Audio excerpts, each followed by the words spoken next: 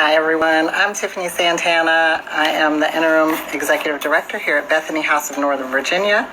Bethany House is an organization that provides short-term shelter and trauma-informed services to women and children escaping domestic violence. Every Tuesday, we have Talk Tuesday, where we talk to very exciting and fun members of our community about issues concerning the care of children and care for women, just loving yourself and loving other people. This month in February, we are celebrating our Love Shouldn't Hurt campaign. And as a part of that, we are talking to various guests each week just about how to spread love, as well as talking about ways to recognize domestic violence and things that we can do to help people who may be struggling with that. Today, I'm super excited because we are talking to Miss Virginia, United States, Katelyn Page. She's going to be joining me in a minute to talk a little bit about how we can empower children and the importance of empowering our kids and loving kids and some of the work that she does around that. I'm going to invite her in, and hopefully all will go well. Yes, last Tuesday we had some technical issues, so this week we're going to get it done right. Hi. Hi. Welcome. I'm good. I'm so excited to see you. Oh, thank you so much. So excited to be here. Yay, we got crowd and everything. I love it. So first of all, I just do want to thank you so much for reaching out to Bethany House and for all the work that you do in our community. You represent the Commonwealth so beautifully, and I'm just really proud that you are our Miss Virginia, United States. I want to talk a little bit about your journey in the Miss United States pageant and that organization. And then I want to talk a little bit about your work as a CASA. You introduced me to the work of CASAs, and I think it's really important work, and I think everybody should hear about it. And, you know, we'll just have a good, fun conversation because you're so fun to talk to. But let's talk first about Miss United States and being Miss Virginia. How did you find out about that? How did you get started? Tell us about your journey. Yeah, so I actually applied to the Miss Virginia pageant because I currently serve as the youngest CASA in the state of Virginia. And I thought, well, wow, why aren't there more CASAs? Because it's such important work, and child advocacy, I think, is one of the most important things that we can do. And it's the way we can really ensure a strong future for everyone. And so I really wanted to get everyone to be able to do this work alongside with me. And I realized that as a young woman, people were not really listening to what I had to say. You know, I'd post about it on social media. I would meet with my elected officials. I would talk to community leaders, and nobody really listened to me the way I really needed them to be able to help these children on a larger scale. And so I said, well, you know, pageantry might be a really great way to get them to listen to me, because I saw we had all these really incredible women like our Miss United States and our Miss USA and Miss Virginias before me who were doctors, they're lawyers, they're authors, and they're able to spread this really incredible work. And so I was like, hey, maybe I can do that, and maybe they'll listen to me about how we actually need to help children. And since I've actually won the title, I've been able to help so many children. I've been able to recruit more CASAs. I've been able to help teach Virginia's children how they can actually be their own advocate. So it was one of the best decisions I've ever made, and I would absolutely recommend it for anyone who wants to have their message heard on a larger scale.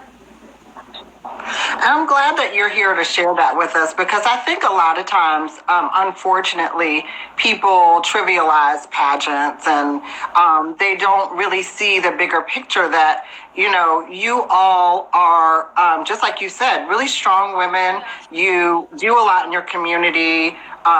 You come from a variety of backgrounds, and that you really want to use this platform to do good. And so I'm glad that people get to hear more of that, that it's not just about hair and makeup, but, that's a fun part of it.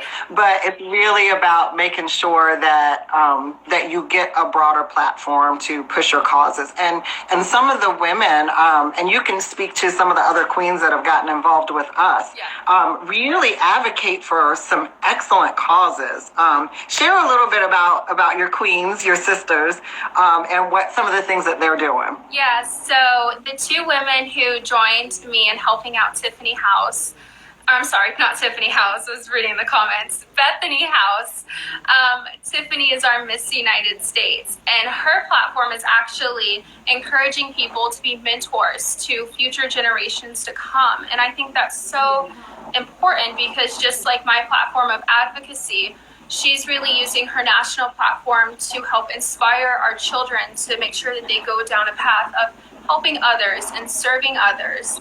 And then our Miss Woman United States, oh my goodness. Whenever I think of her platform, it almost brings me to tears.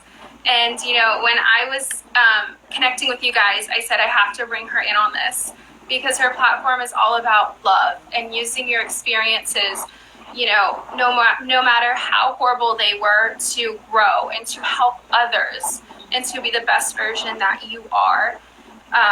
From something really horrible that happened to you. And so her platform is just beautiful to me, and it aligns directly with you guys because she's actually a survivor of domestic violence. Right. And so she uses her platform on the national level to connect with other survivors of domestic violence and say, yes, that happened to us, but we are not domestic violence. We are healers, and we're lovers, and we're healers and creators.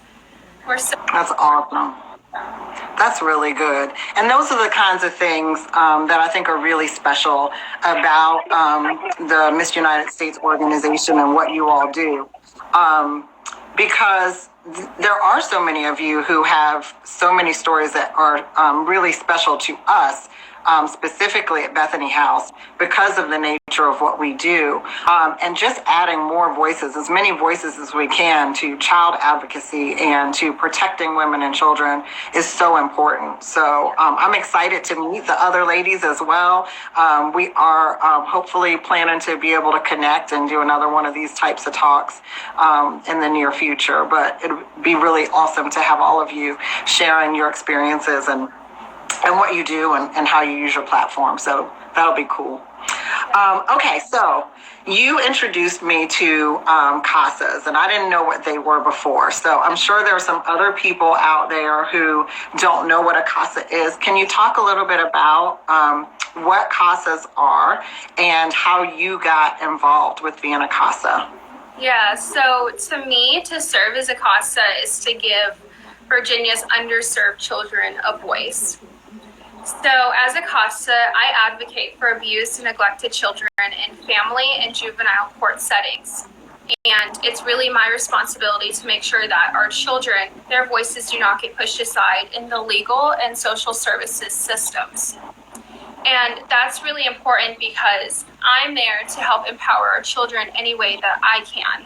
And, if we're unable to really help uplift our kids when they're going through difficult court cases or difficult experiences, well, then they can actually go on to continue some of the cycles that they're there, unfortunately, having to be the victim of. And so for me, it's very important that I'm there to serve and just be alongside them, because a lot of the children that I work with don't even have somebody to sit there with them on those horrible days.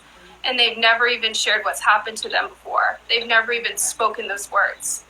So to me, it's very important that we have as many people as we can on our children's side, because Virginia's children is clearly the future of Virginia.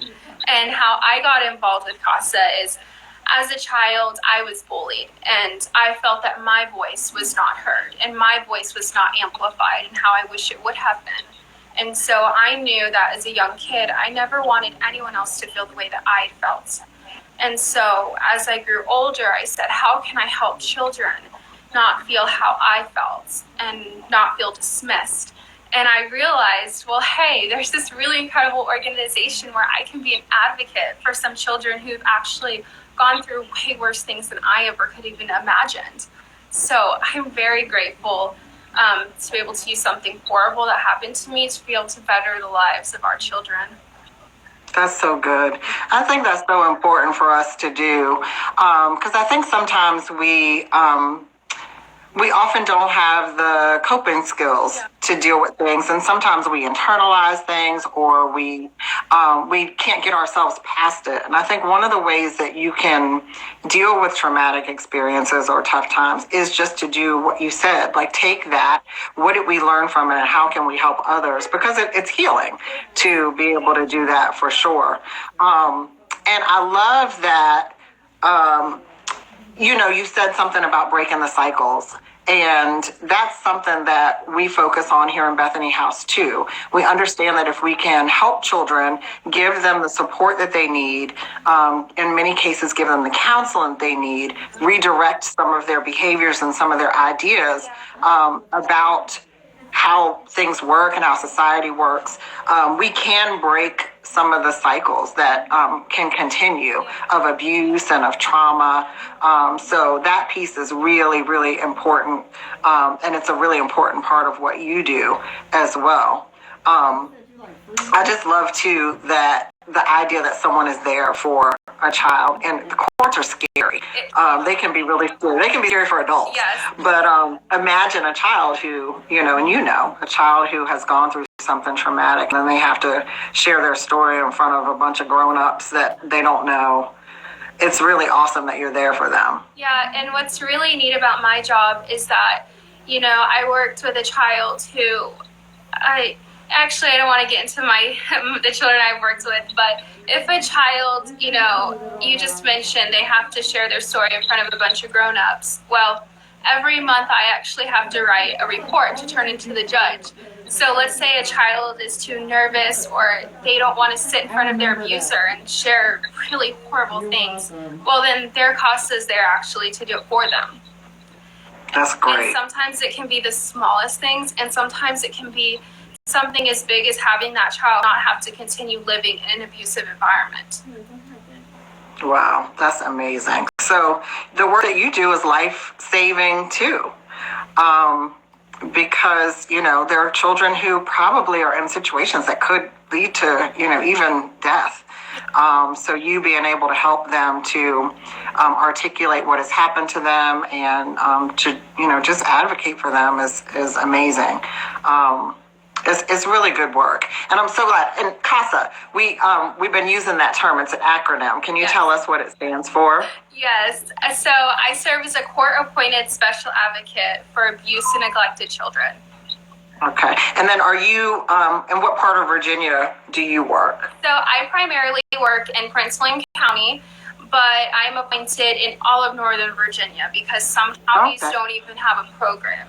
So I tell them, go wherever I'm needed. Put me wherever. Wow. That's awesome. That's really good. And we'll have to we're based in Fairfax County, so we have to see if there is a CASA program there. If not, we need to get one going for sure. Because it's really important work. Yeah. So why do you feel, and I'm not going to take too much of your time, I know you're a busy woman, but just share with us, you did speak a little bit to this, but why is it so important to make sure that we care for our kids and love our kids and help to provide a voice for them? Well, I want to share this with you. As a CASA, I had this girl who I was working with look at me and she said, I had some really horrible things happen to me, but when I grow up, I'm going to be a CASA just like you. Wow. And to me, that says more than anything ever could. And I don't want to start crying. I know. But this girl went through some things I can never even imagine. And it was horrific. And anytime I think about it, it moves me to tears. And for her to be able to just have somebody by her side and say, you know what, I'm going to do that. It just shows me that even the smallest acts of kindness and just being there and listening and showing love and support during somebody's worst moments can change. It can change a generation. It can break cycles. And I think we all can absolutely do it. And if you think, well, no, I can't make a difference, what am I going to do? Well, I promise you that child who's sitting alone in a courtroom would much rather have you than nobody. That's Absolutely. what I leave you with. And I encourage everybody to go do some research on the court-appointed special advocate for abused and neglected children program and see if it's right for you, because we do have a lack of CASAs. And in Prince William County alone, there's about 100 cases of children who are just waiting for CASAs. Wow. And so there's a lot of kids who need you. And, in Prince William, it's actually not required for every single abused child to even have a CASA, because we don't have enough.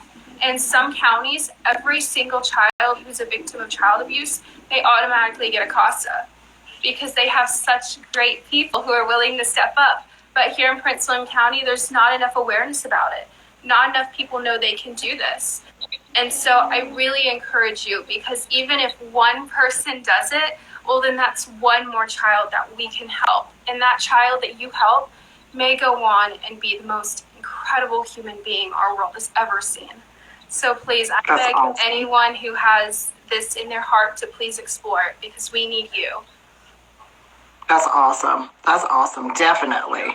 And it's really good too that you said that you work interjurisdictionally, so all over Northern Virginia. So I'm sure a lot of our people that follow us are based in Fairfax County, but it's good to know that they could work in Prince William County or in Loudoun and Arlington, Alexandria, and really provide these same services to the kids all over Northern Virginia. So that's a great piece. This is actually a national program. And so there's programs all across the Commonwealth.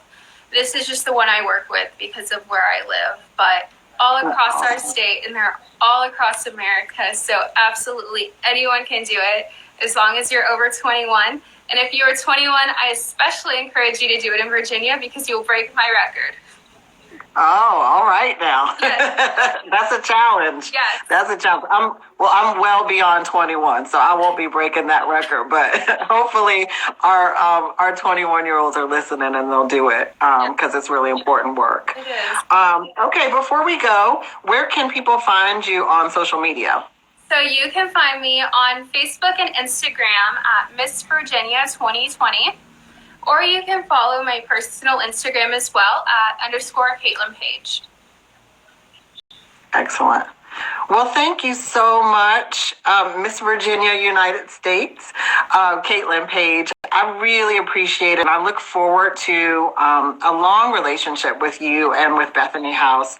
I love what you do. I love what you stand for. And I so appreciate you lending your voice to our cause.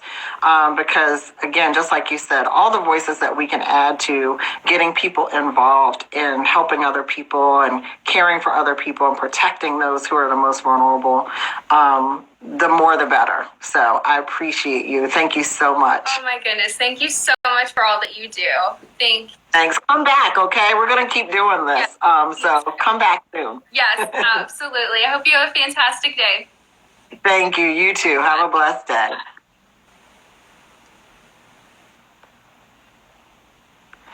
So that was Miss Virginia, United States, 2020. And wow, what an awesome lady. I'm so excited that she is a part of our community now here at Bethany House. Remember, too, to think about some of the things that she said. Court-appointed special advocates are in need for children. And so research it and see if you can get involved in that. As I said before, all month long, Bethany House is doing a Love Shouldn't Hurt campaign. Our bold goal for this month is to raise $10,000 for women and children who are escaping domestic violence, and to provide additional services for those women here at Bethany House. So visit our website at bhnv.org for more information about Bethany House, and also to donate and to sign up to volunteer. that's it for today for our Talk Tuesday. We'll be back tomorrow, actually, for a Wisdom Wednesday with one of our really good friends, Craig Irving from American Airlines. American Airlines has been one of our corporate sponsors for many years now, and Craig is works in sales and corporate sales for American Airlines. But he also has an organization that he founded that cares for single moms and kids who are from single parent households. And he has a special story too about domestic violence that hopefully he'll be able to share a little bit with us about. So join us tomorrow at noon. That's our only Wisdom Wednesday for the month. But we're going to continue these discussions, and we want you to be a part of the discussions as well. So make sure that you join us here tomorrow at noon, and next Tuesday, join us at noon as well. Next Tuesday, we'll be talking to Pastor Sean McBride about healthy romantic relationships. He's a marriage counselor, a relationship counselor, an author, a pastor, a speaker, a dynamite personality. You'll really enjoy these next two talks that we have. So thank you for joining us for Talk Tuesday. I'm Tiffany Santana. I'm interim executive director here at Bethany House of Northern Virginia.